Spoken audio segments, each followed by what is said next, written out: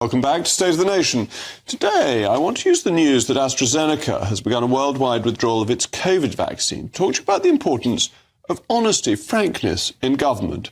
AstraZeneca has said the withdrawal was a commercial decision, but whatever the truth, the move has come only days after the company admitted, for the first time, that its vaccine could, in very rare cases, cause fatal blood clots. I firmly believe the rollout of the vaccine was the right decision. It was an intervention that saved many lives and helped pave the road out of lockdown. However, the government labelled the vaccine as safe and effective, and those who did not want to take it were threatened with the loss of basic freedoms and liberties. The vaccine was and remains, for the overwhelming majority of the population, safe. Yet we've always known that all medical interventions carry some form of risk. We know it now and we knew it then, and these were downplayed. So regardless of how rigorous the safety regulations were, the vaccine was new and lacked long-term data. While the rollout was on the whole successful, we now know that they were not as effective as we first hoped, and although the side effects were rare, they were real.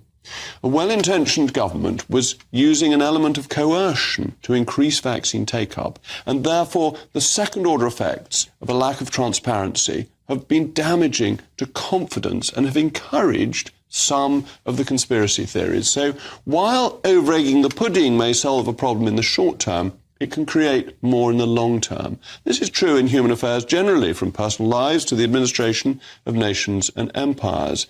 And the more a government is shown to lack frankness, the less cooperation it will ultimately secure from a population.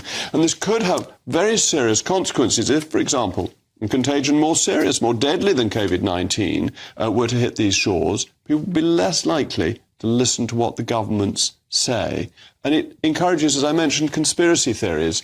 Many people write to me about these conspiracy theories of things that really weren't happening. But when the risks are downplayed, people are more likely to believe in it. And the danger of conspiracy theorists and these theories is it encourages people to assume that the truth is routinely hidden from it and that nothing is as it seems, which isn't generally true, partly because governments aren't clever enough. But it ends up being calamitous because it's so negative and it lowers trust in society as a whole. And a high level of social trust is essential for a healthy and prosperous society. So authorities should learn from this and should refrain from using the COVID response as a model for future crises. Individuals should be given the facts, the risks, as well as the good information to allow them to make their own choices. We should never have those sorts of lockdowns that people were terrified into. Parents must never again be banned from their children's funerals.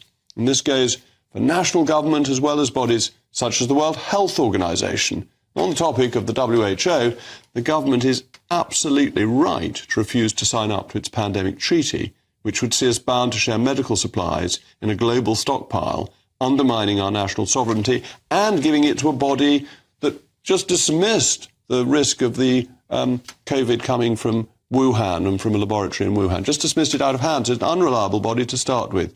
In 2016, people voted for national sovereignty when they chose to leave the European Union. They don't want to give it up to a bunch of bureaucrats in the WHO.